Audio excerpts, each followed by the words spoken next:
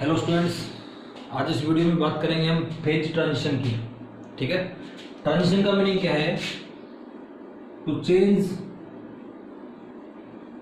State from one form to another form, from one form to another form, to another form. ठीक है student, तो phase transition में actually क्या होता है कि फॉर एग्जांपल जैसे मैं वाटर को हीट कर रहा हूँ, ठीक है, तो वाटर के वेपर्स बनना, आइस का मेल्ट होना, तो these are the example of phase transitions.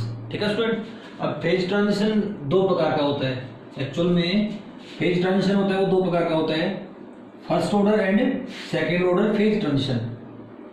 First order phase transition and second order phase transition, second order phase transition. ठीक है, अब फर्स्ट ऑर्डर और सेकेंड ऑर्डर का मीनिंग क्या है उसको हम धीरे धीरे समझेंगे।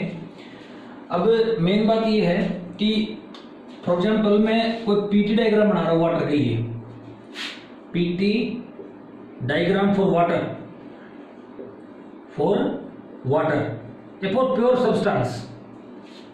अभी इधर प्रेशर है, पी का मीनिंग, और टी का मीनिंग क्या है? टेम्परेचर है। तो स्टूडेंट ये मेरे पास कोई पॉइंट हो गया, एक कर्व ये है, एक कर्व ये है और एक कर्व ये है। ठीक है, it's not line, it's a curve. इस कर्व का नाम है student melting curve, MC. This is melting curve, this is vaporisation curve, ये line, and this is known as sublimation line, sublimation line, ये कर्व। ठीक है, तो स्टूडेंट ये जो रीजन है, region this is solid region, this is liquid region and this is gaseous region. Okay, और इसका नाम है T and this is point C. दोबारा समझाता हूं स्टूडेंट क्या है एक्चुअल में। ये कोई पीटी डायग्राम अपने पास है वाटर के लिए, ठीक है, तो इसमें ये रीजन जो है this is solid region, okay, this is liquid region. ठीक है ना स्टूडेंट, अब देखिए सॉलिड से जब लिक्विड की तरफ जा रहा तो टेम्परेचर इंक्रीज हो रहा है स्केल के ऊपर, ठीक है ना, और पता भी है if you increase the temperature then solid melts, then solid melts, so it is known as melting curve, this is known as melting curve. अब जब लिक्विड से वेपर की तरफ जाएंगे हम लोग then temperature also increases, so this is known as vaporization line या vaporization curve.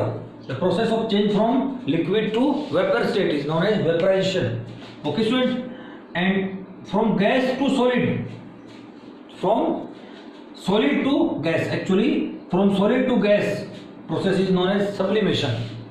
Actual में सॉलिड का सीधा गैस की फॉर्म में चेंज होना सब्लिमेशन प्रोसेस कहलाता है। जो कपूर की गोली होती है, अगर वो सॉलिड फॉर्म में होती है, अगर उसको हीट करूं then it directly changes into gaseous state, so this process is known as sublimation process. ठीक है स्टूडेंट, अब एक्चुअल में टी का मीनिंग क्या है और सी का मीनिंग क्या है? तो T is triple point, T is triple point. अब ट्रिपल पॉइंट का मीनिंग देखो student, triple point is that point corresponding to which temperature and pressure, देखिए इस पॉइंट के कोरस्पॉन्डिंग, इस स्केल का नाम टेम्परेचर स्केल है और इस पॉइंट के कोरस्पॉन्डिंग इस स्केल का नाम क्या है? प्रेशर है। The point corresponding to which pressure and temperature are same for all phase of a material. कहने का मीनिंग, मेरे पास सॉलिड, लिक्विड और गैस, जनरली तीन फेज लेके चल रहा हूं मैं, सामान्य तीन फेजेस लेके चल रहा हूं मैं। तो क्या है ट्रिपल पॉइंट का मीनिंग? वो पॉइंट जो तीनों फेज के लिए जिसके कॉरस्पॉन्डिंग प्रेशर एंड टेम्परेचर क्या रहे? सेम रहे। तो क्या लिखूंगा? The point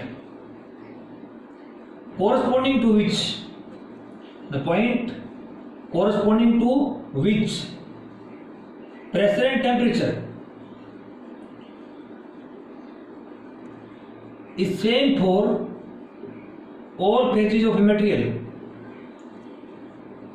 all phases of a material, of a substance, किसी is same for all phases of a substance. Okay, कहने का मीनिंग सॉलिड, लिक्विड, गैस कोई भी फेज हो corresponding to which pressure and temperature is same, then that point is known as triple point. या फिर और ऐसा पॉइंट जिसके ऊपर मेल्टिंग कराओ, वेपराइजेशन कराओ और सब्लिमेशन कराओ, तीनों आके मिले. The point eight which all three curves meet, all three curves meet is known as triple point. Triple का मीनिंग तीनों लाइन जिस पॉइंट पे आके इंटरसेक्ट करे या जिस पॉइंट पे आके मिले वो पॉइंट कैसा है? ट्रिपल पॉइंट है स्टूडेंट. एक पॉइंट है सी पॉइंट. तो सी पॉइंट का नाम है critical point. Critical point. Okay, अब जो क्रिटिकल पॉइंट है वो टी से परे है. टी से किसकी तरफ है? हायर टेम्परेचर की तरफ है. इसका meaning if we move from triple point to higher temperature side, then at the end of the vaporisation curve, at the end of vaporisation curve, critical point exist. critical point exist. Okay, अब इसका physical beauty क्या है इस critical point की? देखिए student, जब मैं T से सी के बीच में गया, ओके, तो टी से इधर गया तो मुझे प्रत्येक पॉइंट पे दो फेज नजर आए, एक तरफ लिक्विड और एक तरफ गैस. कहने का meaning if we move from triple point to critical point, then two phases are in equilibrium. कब तक, कहां तक है? Beyond C, C से पीछे की तरफ, T से आगे और C से पीछे. देखो T पे तो तीनों फेज इक्विलिब्रियम में है. T ट्रिपल पॉइंट पे तो सॉलिड, लिक्विड और गैस तीनों इक्विलिब्रियम में है. लेकिन T से हायर टेम्परेचर की तरफ और C से थोड़ा सा पीछे दो फेज इक्विलिब्रियम में है. कौन कौन से? लिक्विड और gas. But at C point, but at critical point only one phase exist. Only one phase exist which is known as vapor phase. which is known as vapor phase. तो student ये basic था actual में किसका? PT diagram का, pressure temperature diagram of A water.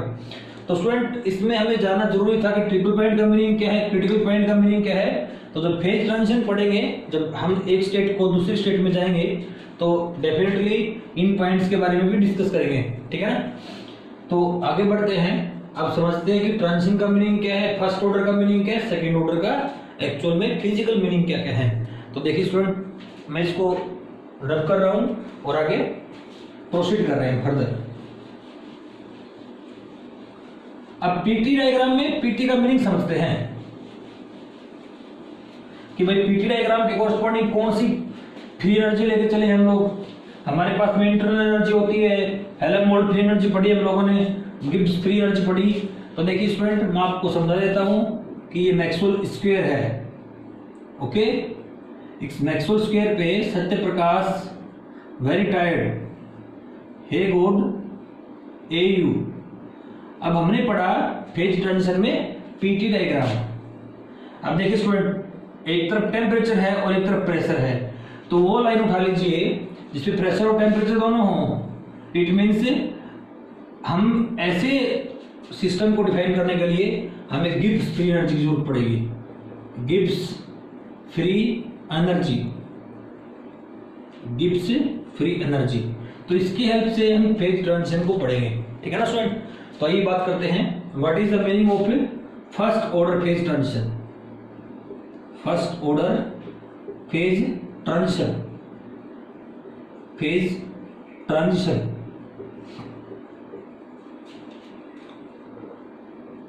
ठीक है। First order का meaning क्या है? First order derivative. एक्चुअल में जो फर्स्ट ऑर्डर फेज ट्रांजिशन है उसका मीनिंग है एक बार derivative, first order derivative, first order derivative of G. कैसा भी ऑर्डर ट्रांजिशन हो, उसी ऑर्डर के कोरस्पॉन्डिंग उसका वही order is discontinuous, is discontinuous at transition point, at a transition point. Okay, कहने का मीनिंग क्या है स्टूडेंट कि अगर फर्स्ट ऑर्डर फेज ट्रांजिशन पढ़ रहे हो आप, तो फर्स्ट ऑर्डर फेज ट्रांजिशन का मीनिंग क्या है? Corresponding to first order phase transition the first order derivative of G is discontinuous, okay, at transition point. अगर मैं लिक्विड से, अब देखिए पहले एग्जांपल समझते हैं, example of first order phase transition. Actually एक इंपॉर्टेंट पॉइंट ये है कि actually first order phase transition we can feel, हम फर्स्ट ऑर्डर फेज ट्रांजिशन को फील कर सकते हैं, महसूस कर सकते हैं actually. For example transition from solid to liquid state, और समझते भी हैं इसको, देखते भी हैं डेली लाइफ में। Liquid to gassy state are also first order and solid to gas state is also first order phase transition. It means we can say that corresponding to first order phase transition actually the state of the substance changes. तो मैंने इसका conclusion क्या लिखा? Conclusion ये है कि corresponding to first order phase transition, corresponding to first order phase transition, first order phase transition actually state changes, state changes, okay, actually physical state changes, physical state लिखता हूं उसको मैं, फिजिकल स्टेट चेंजेस, ठीक है student. Now जैसे for example solid से liquid में change होना, लिक्विड से गैस में, सॉलिड से गैस में चेंज होना, this all are the example of first order phase transition, ठीक है स्टूडेंट। अब देखिए ये तो समझा मैंने फर्स्ट ऑर्डर का डेफिनेशन। अब इंपॉर्टेंट पॉइंट क्या है कि corresponding to first order phase transition. अब जो फर्स्ट ऑर्डर वर्ड है ना, इसका मीनिंग जी का पहला ऑर्डर डेरिवेटिव डिसकंटिन्यूअस रहेगा उस कोरस्पॉन्डिंग, उस ट्रांजिशन के कोरस्पॉन्डिंग। अब देखिए हम जी को जानते हैं। अब मैक्सवेल इक्वेशन क्या है इस लाइन के कोरस्पॉन्डिंग, वो क्या है? डी जी इक्वल्स टू, अब देखिए जो मिडल में है उसको लेफ्ट में लिखते हैं, कोने वाला को राइट में लिखते हैं, डी लगा दे दोनों के आगे मैंने, ओके। अब इससे एरो बाहर गया, साइन पॉजिटिव कहा गया उस वो लिख दो। इस पे एरो आया, कहां से आया? एस से। अगर एरो आ रहा है तो साइन नेगेटिव। अब देखिए स्टूडेंट, अब मैंने क्या समझाया आपको कि corresponding to first order phase transition first order derivative of G are discontinuous. तो देखिए स्टूडेंट मैं समझाता हूं आपको। मुझे यहां से दो बातें पता चल गई है कि एक्चुअल में वॉल्यूम को ये लिख सकता हूं, कर लीजिए अपॉन कर ली P at constant temperature, and entropy is minus कर लीजिए अपॉन कर ली टी एट कांस्टेंट प्रेशर, ठीक है student. So these are the cases of from this equation, है ना। अब वॉल्यूम और एंट्रोपी तो हमारे पास में आ गए हैं। अब क्या है, मैंने ये बताया ना कि first order derivative of G, तो ये क्या है? First order derivative of G, ये क्या है? First order derivative of G is discontinuous at transition point, is discontinuous at a transition point। तो स्टूडेंट मैं आपको एक इंपॉर्टेंट डाटा डिस्कस कर रहे हैं हम लोग, इसको मैं रब कर रहा हूं। वो क्या है ग्राफ, ये जो मैं अभी राइट डाउन करूंगा उसको हम लोग लिख भी लेंगे, हमेशा अपनी मेमोरी में याद रखेंगे। First order phase transition, second order phase transition, okay. अब ये फर्स्ट ऑर्डर फेज ट्रांजिशन है, ये सेकेंड ऑर्डर फेज ट्रांजिशन है, ठीक है ना। अब देखिए कुछ पॉइंट्स हैं, गिब्स जी और जी एंड म्यू कर लेते हैं। G is Gibbs free energy, mu is chemical potential. First order derivative of G, first order derivative of G, G के पहले ऑर्डर डेरिवेटिव। फिर है वो पैरामीटर जो जी के सेकेंड ऑर्डर डेरिवेटिव हो, जैसे करली स्क्वायर जी में आए सेकेंड ऑर्डर डेरिवेटिव ऑफ जी। अब देखिए स्टूडेंट, मैं बात कर रहा हूं, एक लाइन हमेशा याद रखेंगे हम कि अगर फर्स्ट ऑर्डर फेज ट्रांजिशन है तो उसके लोअर ऑर्डर डेरिवेटिव्स हमेशा कंटिन्यूस रहेंगे, खुद वो ऑर्डर डिसकंटिन्यूस होगा, और हायर ऑर्डर डेरिवेटिव क्या होंगे, डिसकंटिन्यूस होंगे, पर amount of discontinuity is infinite. ठीक है स्टूडेंट, तो मैं दोबारा लिख देता हूं, ये इंपॉर्टेंट लाइन है। corresponding to any order transition, corresponding to any order of transition,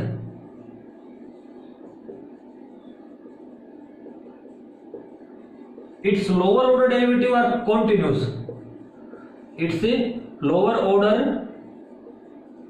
derivative are continuous,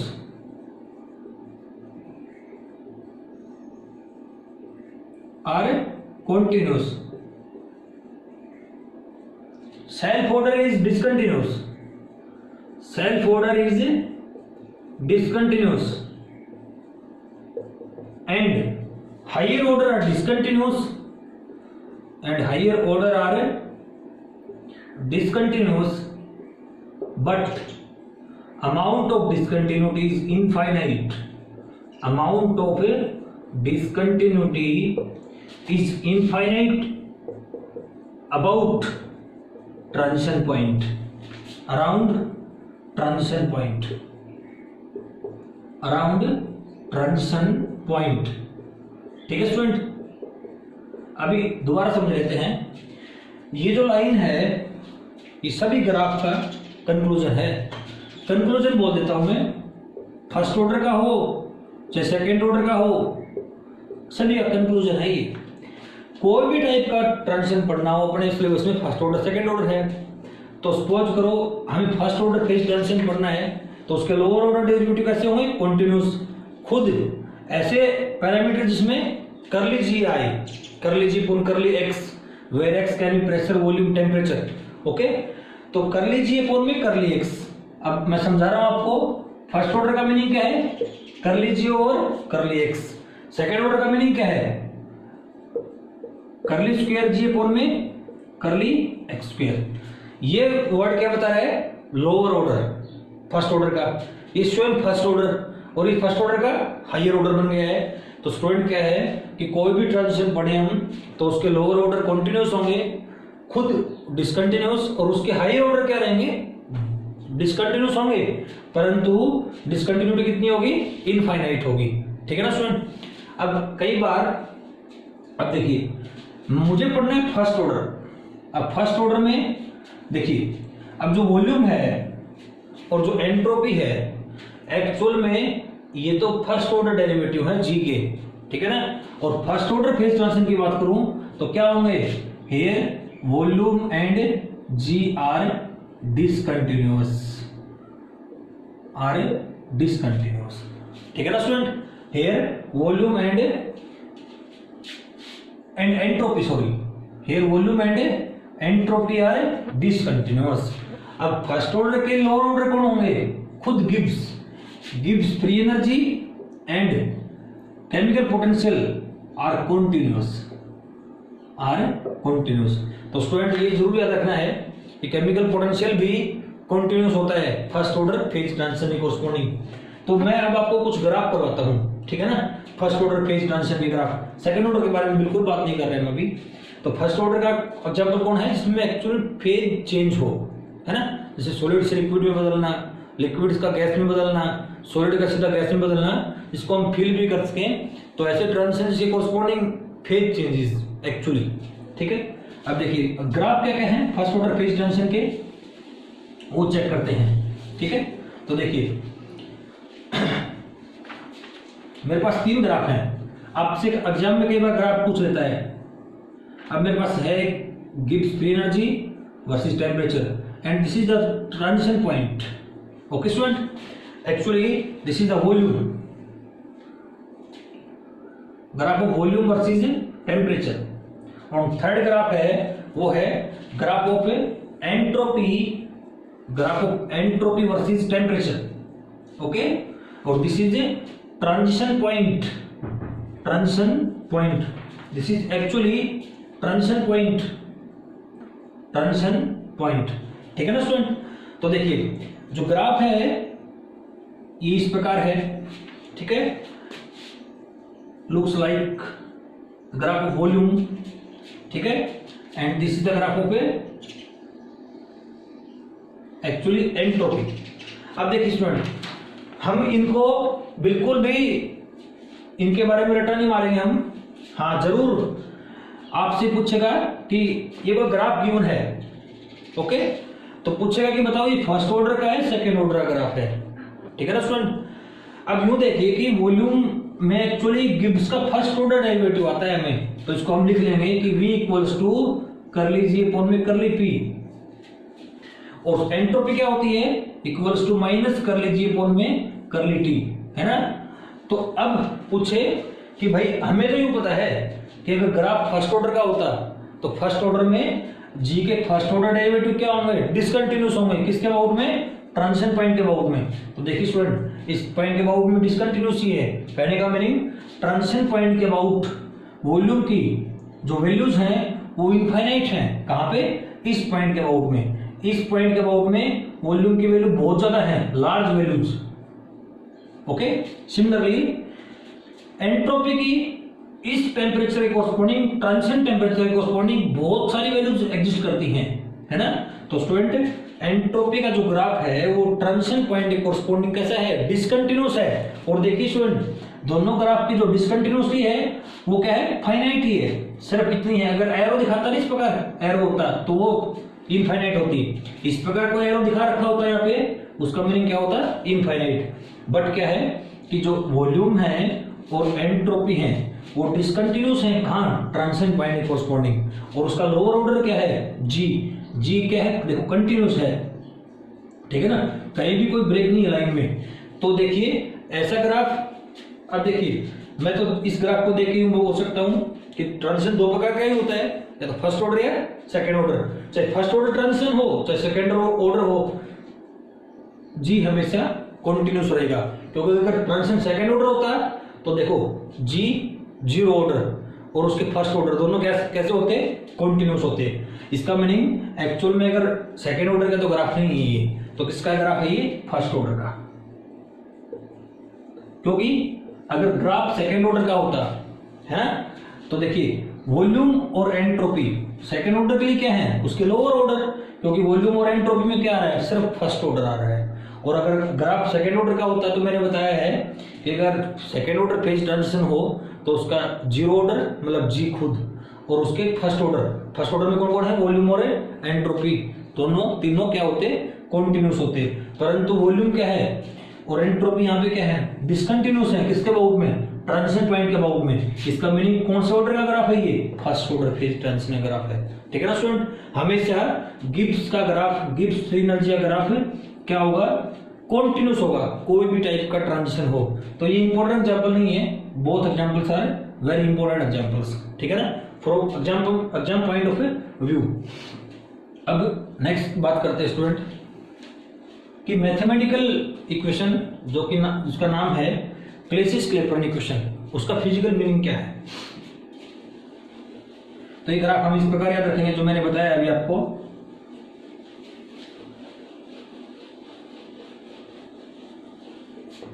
अब है क्लेसिस-क्लैपेरॉन इक्वेशन, क्लेसिस-क्लैपेरॉन इक्वेशन, ठीक है। क्लेसिस-क्लैपेरॉन इक्वेशन क्या कहती है अपने को कि dp upon dt equals to L over T into V2 minus में V1। dp upon dt equals to L over T into V2 minus में V1, ठीक है।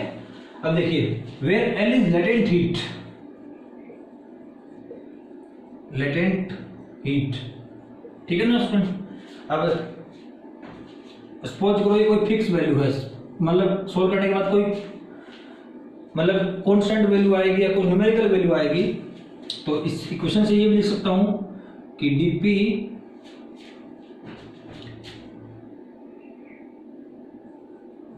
अभी नहीं लिखेंगे इसको, dp अपॉन dt पॉजिटिव आएगा या नेगेटिव आएगा वो कौन डिसाइड करेगा, ये फैक्टर डिसाइड करेगा, ठीक है ना। तो एनालिसिस क्या है, analysis of Clausius Clapeyron equation, analysis of Clausius Clapeyron equation, CC equation, है ना। देखिए स्टूडेंट, मैं बात कर रहा हूं फर्स्ट ऑर्डर के बारे में ही। अब फर्स्ट ये जो क्लेसिस-क्लैपेरॉन इक्वेशन है ये किसके लिए है, for first order phase transition, for first order phase transition. और मैं उसका फर्स्ट केस लेके चल रहा हूं, केस फर्स्ट मेल्टिंग केस है।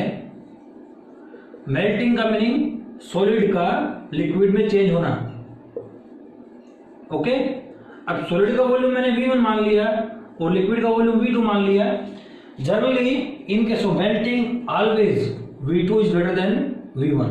तो केस फर्स्ट का ए पार्ट है कि मेल्टिंग प्रोसेस में ऐसे सॉलिड जो लिक्विड में बदले और लिक्विड का वॉल्यूम क्या हो, सॉलिड के वॉल्यूम से ज्यादा हो, ठीक है ना स्टूडेंट। तब in this type of cases V2 minus V1 कैसा होगा, पॉजिटिव होगा, ओके। तो यहां से क्या लिख सकता हूं मैं कि ये पॉजिटिव, तो ये भी फैक्टर क्या है, पॉजिटिव फैक्टर है, dp is proportional to dt, इस इक्वेशन की हेल्प से, सीसी इक्वेशन की हेल्प से। अब देखिए स्टूडेंट, मैं बात करता हूं हायर एल्टीट्यूड्स की। अगर हाइट को बढ़ाऊं, हायर एल्टीट्यूड का मीनिंग माउंटेन्स के बारे में बात करता हूं, ठीक है ना। अब एक बात ये है स्टूडेंट, प्रेशर के बारे में जान लेते हैं हम लोग, प्रेशर के बारे में जान लेते हैं क्या है मीनिंग प्रेशर का। अभी एटमॉस्फेरिक प्रेशर का मीनिंग क्या है, pressure due to atmosphere. Atmosphere में कौन है, गैसेस हैं। तो स्टूडेंट हम जहाँ पे रहते हैं, हम अर्थ के जिस फॉर्म पे रहते हैं, लेयर पे रहते हैं, वहाँ पे गैसेस का दबाव मैक्सिमम है। अब हम अर्थ के ग्राउंड से अपवार्ड जाएं, हाई एल्टीट्यूड्स पे जाएं, माउंटेन्स पे जाएं, तो गैसेस का दबाव कम हो जाता है। It means if we increase the height then pressure decreases. कहने का मीनिंग स्टूडेंट, अगर हम ऊंचाई पे जाएंगे तो प्रेशर क्या होगा, डिक्रीज होगा। इसका मीनिंग यहां से अगर ऊपर गए तो डीपी का मीनिंग फाइनल माइनस इनिशियल। हमेशा चेंज का मीनिंग होता है फाइनल माइनस में इनिशियल। चेंज का मीनिंग क्या है, फाइनल माइनस में इनिशियल। अब यहाँ पे प्रेशर ज्यादा है, ऊपर प्रेशर क्या है, कम है, और मैं यहां से ऊपर जा रहा हूं, है ना। तो क्या है, डीपी माइनस फाइनल माइनस में इनिशियल कैसा आएगा, नेगेटिव आएगा। इसका मीनिंग अगर हाई एल्टीट्यूड पे गया मैं तो डीपी क्या आएगा, नेगेटिव। डीपी नेगेटिव का मीनिंग डीटी क्या आ गया, नेगेटिव आ गया। इसका मीनिंग स्टूडेंट, अगर किसी सॉलिड को मुझे मेल्ट करना हो, लिक्विड में बदलना हो, तो देखिए कि कैसे टेम्परेचर की जरूरत पड़ी मुझे, टेम्परेचर क्या आ गया, चेंज इन टेम्परेचर नेगेटिव आ गया। तो इसका मीनिंग क्या है, हाई एल्टीट्यूड पे सॉलिड लिक्विड में इजीली बदल जाएगा, ठीक है ना स्टूडेंट। क्योंकि कैसा आया ये, dt कैसा आया, नेगेटिव आएगा, है ना। इसका मीनिंग कम टेम्परेचर की जरूरत पड़ेगी, इजीली स्मॉल टेम्परेचर के ऊपर क्या होगा, जो सॉलिड है वो लिक्विड में चेंज हो जाएगा स्टूडेंट, ठीक है ना। परंतु बात करें आइस की, तो बी पार्ट क्या है केस फर्स्ट का, आइस। आइस भी सॉलिड है, लेकिन ये क्या है, एक इसका एक्सट्रीम केस है कि जब आइस एक सॉलिड फॉर्म है, इसको मेल्ट करूंगा तो क्या बनेगा, वाटर बनेगा। परंतु इस केस में इसका वॉल्यूम V1 है, इसका volume V2, but V1 minus V2 is negative, but V1 minus V2 is negative. Then student क्या आएगा इस इक्वेशन से, ये नेगेटिव आ गया। This implies dp is proportional to minus dt। अब हमें पता है अगर हम ऊंचाई की तरफ जाएंगे देन प्रेशर डिक्रीजेस, तो dp भी क्या होगा, नेगेटिव। अगर ये नेगेटिव आया, एक साइड नेगेटिव ये है, दोनों क्या आए, पॉजिटिव। इसका मीनिंग dt कैसा आ गया, पॉजिटिव। इसका मीनिंग अगर आइस को हमें मेल्ट करना हो तो हाई टेम्परेचर की जरूरत पड़ेगी, कहां पे, at mountains, at hills, at high altitudes, ठीक है ना स्टूडेंट। तो ये भी कह सकते हैं कि मेल्टिंग पॉइंट इंक्रीजेस कहां पे, एट हाई एल्टीट्यूड्स। किस केस में, in case of ice, but other than ice, जो सॉलिड हैं उनके केस में अगर हाई एल्टीट्यूड पे जाएंगे देन मेल्टिंग पॉइंट डिक्रीजेस, ठीक है ना स्टूडेंट। अब नेक्स्ट है बॉइलिंग पॉइंट की बात करें। अब बॉइलिंग पॉइंट का मीनिंग मैं बात करूंगा आपके बारे लिक्विड से गैस में बदलना, ठीक है। तो केस सेकंड है मेरा, वो है boiling case. For example liquid का गैस में चेंज होना, ओके। अब जैसे लिक्विड का वॉल्यूम V1 माना मैंने, तो गैस का वॉल्यूम V2 माना, तो हमें पता है कि वॉल्यूम ऑफ गैस क्या होता है, लिक्विड से ज्यादा होता है, तो फाइनली क्या आएगा आंसर, पॉजिटिव आएगा। It means dP is proportional to dt। अब हाई एल्टीट्यूड पे जाऊंगा मैं तो प्रेशर क्या होगा, नेगेटिव। इट मीन्स dt का जो प्रोपोर्शनलिटी है वो कैसा आया, नेगेटिव आया। इसका मीनिंग हाई एल्टीट्यूड पे जाऊंगा तो बॉइलिंग पॉइंट क्या करेगा, डिक्रीज करेगा। इट मीन्स जो क्लेसिस-क्लैपेरॉन इक्वेशन है उसकी हेल्प से ये बता सकते हैं कि हम मेल्टिंग पॉइंट या बॉइलिंग पॉइंट क्या करेगा, इंक्रीज करेगा, डिक्रीज करेगा एट ए हाई एल्टीट्यूड्स, ठीक है ना स्टूडेंट। अब हम बात करते हैं examples of first order phase transition. तो मैंने अभी भी बताया आपको इंपॉर्टेंट फैक्टर, एक बार दोबारा रिवाइज करवा देता हूं कि फर्स्ट ऑर्डर फेज ट्रांजिशन में actually physical state changes, solid से लिक्विड में बदलना, तो लिक्विड आ गया वो सॉलिड नहीं रहा, लिक्विड का गैस में चेंज होना, सॉलिड का गैस में चेंज होना। और corresponding to first order phase transition हम क्लेसिस-क्लैपेरॉन इक्वेशन के बारे में भी जरूर डिस्कस करेंगे। और चाहे कोई सा भी ऑर्डर ट्रांजिशन हो, वो उसके खुद के डेरिवेटिव डिसकंटिन्यूस, उसके लोअर ऑर्डर डेरिवेटिव कॉन्टिन्यूस और उसके हायर ऑर्डर डेरिवेटिव डिसकंटिन्यूस होंगे, पर अमाउंट कैसी होगी, इनफाइनाइट होगी, ठीक है ना स्टूडेंट। तो नेक्स्ट बात करते हैं what are second order phase transition.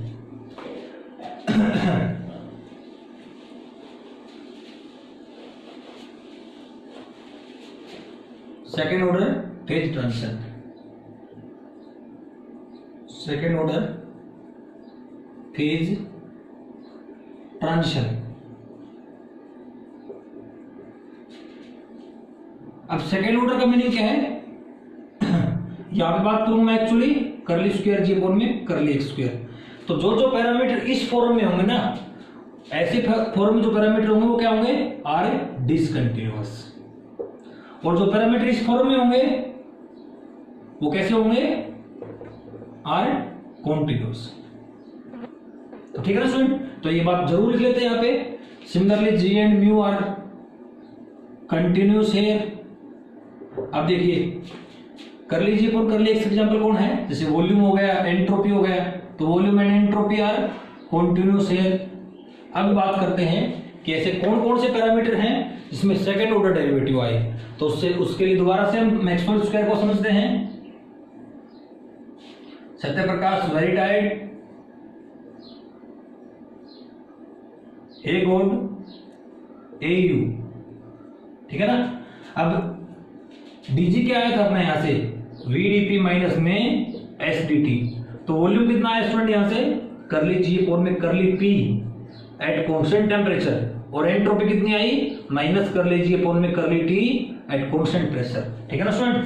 अब बात करते हैं हम स्पेसिफिक हीट की। Point number first, specific heat, specific heat.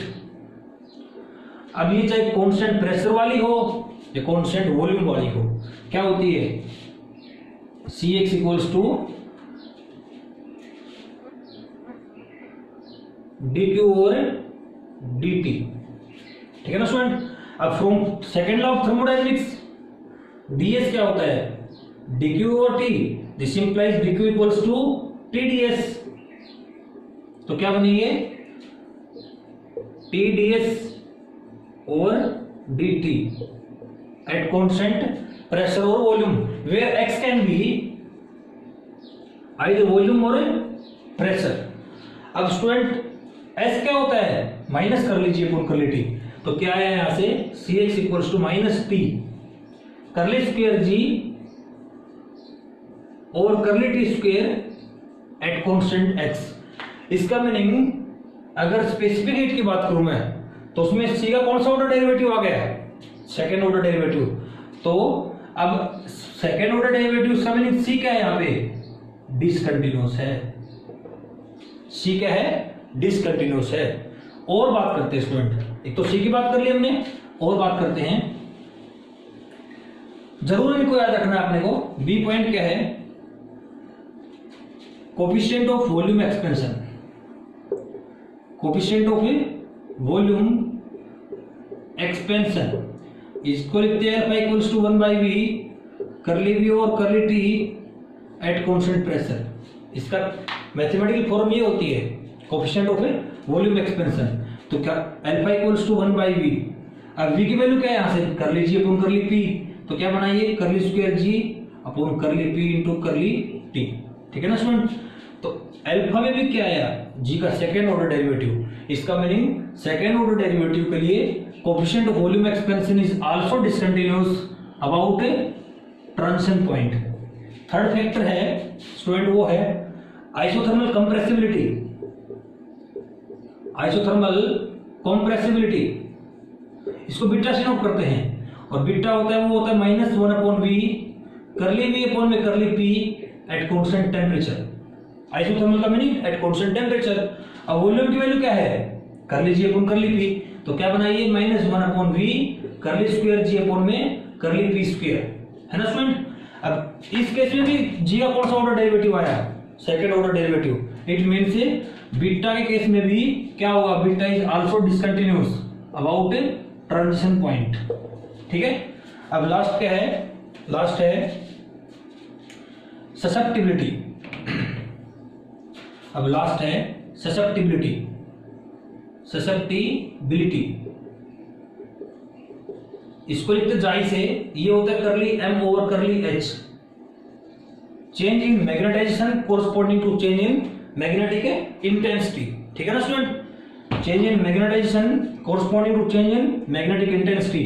और m में क्या आता है, m में m इज करली g और करली h, तो क्या आया ये करली स्क्वायर जी अपॉन में करली h स्क्वायर।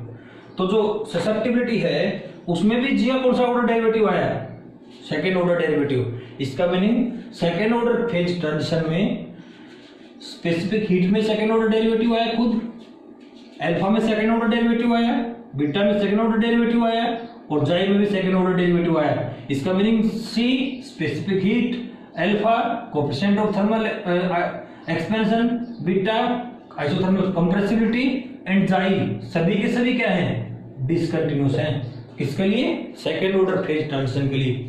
तो स्टूडेंट क्वेश्चन पेपर में अगर ऐसा आ गया कि for second order phase transition बताओ कौन कौन से पैरामीटर डिसकंटिन्यूअस होंगे, कौन कौन से कॉन्टिन्यूअस होंगे, तो ये चार तो कैसे हैं डिसकंटिन्यूअस, बाकी तीनों कैसे हैं जी म्यू वी और एस चारों कैसे हैं कॉन्टिन्यूअस। तो चार कॉन्टिन्यूअस और चार डिसकंटिन्यूअस, इस प्रकार हम याद रखेंगे कॉम्बिनेशन को सेकेंड ऑर्डर फेज ट्रांजिशन के लिए। अब देखिए स्टूडेंट क्वेश्चन आ गया फर्स्ट ऑर्डर फेज ट्रांजिशन का, तो पूछेगा आपसे कि कितने पैरामीटर डिसकंटिन्यूअस होंगे, कितने कंटिन्यूअस होंगे, और कितने पैरामीटर डिसकंटिन्यूअस होंगे और उनकी अमाउंट इनफाइनाइट होगी। तो देखिए स्टूडेंट अगर फर्स्ट ऑर्डर की बात करें तो V और S डिसकंटिन्यूअस, उसके लोअर ऑर्डर दो कॉन्टिन्यूअस, और उसके हायर ऑर्डर कौन कौन से आते हैं सेकंड ऑर्डर में, higher order C, alpha, beta and chi, ये कैसे होंगे डिसकंटिन्यूअस होंगे, पर अमाउंट क्या होगी इनफाइनाइट होगी। अमाउंट कैसी होगी इनफाइनाइट। तो ग्राफ में डिसकंटिन्यूटी की अमाउंट इंफिनिटी दे रखी हो, इसका मीनिंग समझ लेना वो फर्स्ट ऑर्डर का ग्राफ है, और ग्राफ में डिसकंटिन्यूटी की अमाउंट फाइनाइट हो, किन किन की, सी की, अल्फा की, बीटा की और जाई की। अगर चारों के ग्राफ है ना, और ट्रांजिशन पॉइंट के अबाउट चारों में से किसी का भी एक का भी अमाउंट डिसकंटिन्यूटी के अबाउट ट्रांजिशन पॉइंट के अबाउट जो अमाउंट है वो फाइनाइट अगर है, इसका मीनिंग सेकेंड ऑर्डर का ग्राफ है, और इनफाइनाइट अगर है इसका मीनिंग वो फर्स्ट ऑर्डर का ग्राफ है अपने पास में। अब देखिए स्टूडेंट सेकेंड एग्जांपल, एक्चुअल में सेकेंड ऑर्डर फेज ट्रांजिशन में फिजिकल स्टेट चेंज नहीं होती, here physical state does not change, here physical state does not change, does not change. तो वास्तव में चेंज कौन होता है, internal structure, but internal structure changes, internal structure changes. अब देखिए स्टूडेंट हमें पता है, अब इसको मैं रब कर रहा हूं, समझा रहा हूं उसको भी, जैसे मेरे पास कोई फेरोमैग्नेटिक सब्सटेंस है, अगर उसका टेम्परेचर बढ़ाऊंगा मैं तो क्या बन जाएगा, पैरामैग्नेटिक सब्सटेंस बन जाएगा। फेरोमैग्नेटिक सब्सटेंस पहले भी सॉलिड था, पैरामैग्नेटिक बनने के बाद भी सॉलिड हुआ है, इसका मीनिंग फिजिकल स्टेट तो चेंज नहीं हुई ना। तो ऐसे ट्रांजिशन जिनकी फिजिकल स्टेट चेंज ना हो वो सेकेंड ऑर्डर ट्रांजिशन होते हैं। इसका मीनिंग बाहर से दिखावा चेंज नहीं होगा, उनका बाहरी दिखावट तो वैसी रहेगी पर internal structure changes, so these are second order phase transition. कौन से होंगे ये, ऐसे सब्सटेंस जो पहले फेरोमैग्नेटिक थे अब क्या बन गए, नॉन फेरोमैग्नेटिक या पैरामैग्नेटिक बन गए। किसके about Curie temperature, solid state physics में पढ़ा हुआ अबाउट क्यूरी टेम्परेचर। ओके, इसी प्रकार हीलियम की दो फॉर्म एग्जिस्ट करती हैं, liquid helium 1 and liquid helium 2, है ना। अबाउट लैम्डा कर्व, है ना, लिक्विड हीलियम 1 का हीलियम 2 में चेंज होना, हीलियम पहले भी उसकी स्टेट लिक्विड फॉर्म में है, अभी भी लिक्विड फॉर्म में ही है, इट मीन्स उसका फेज तो चेंज नहीं हुआ एक्चुअल में, पहले भी लिक्विड था, अभी लिक्विड है, इसकी इंटरनल फिगर चेंज हो गया है, इंटरनल स्ट्रक्चर चेंज हो गई है। तो ऐसे ट्रांजिशन जिसमें इंटरनली चेंज हो, एक्सटर्नली फेज क्या रहे, कांस्टेंट रहे, सेम रहे, तो सेकंड ऑर्डर फेज ट्रांजिशन होते हैं। ठीक है ना स्टूडेंट, तो सेकंड ऑर्डर फेज ट्रांजिशन में फिजिकल स्टेट चेंज नहीं होती, क्या चेंज होती है, उनकी इंटरनल स्ट्रक्चर चेंज होती है। ठीक है ना, जैसे फेरोमैग्नेटिक सब्सटेंस का पैरामैग्नेटिक बनना, लिक्विड हीलियम 1 का लिक्विड हीलियम 2 बनना। ठीक है, और ये एग्जांपल मैंने बताए हैं। तो स्टूडेंट ये था एक्चुअल में ओवरऑल सेकेंड ऑर्डर और फर्स्ट ऑर्डर फेज ट्रांजिशन। तो ये जरूर ध्यान रखना है कि आपके पास कोई पूछे कि फर्स्ट ऑर्डर फेज ट्रांजिशन का नाम ले, है ना। तो फर्स्ट ऑर्डर फेज ट्रांजिशन में फर्स्ट ऑर्डर से नीचे वाले ऑर्डर कॉन्टिन्यूस खुद फर्स्ट ऑर्डर, जैसे वॉल्यूम और फर्स्ट ऑर्डर में कौन कौन आता है, वॉल्यूम और एंट्रोपी, वो डिसकंटिन्यूस, और उसके हाई ऑर्डर कौन कौन है, सी, अल्फा, बीटा और जाई, ये डिसकंटिन्यूस होंगे, अमाउंट कैसी होगी, इनफाइनाइट होगी। ठीक है ना स्टूडेंट, अब मैं एग्जांपल समझाता हूँ। मेरे पास ये दो ग्राफ पूछ लिए भाई, एक स्पेसिफिक हीट का पूछ लिया टेम्परेचर के रेस्पेक्ट में, और ट्रांजिशन टेम्परेचर है, ये भी स्पेसिफिक हीट लगा रखी है ट्रांजिशन टेम्परेचर के अबाउट। ठीक है,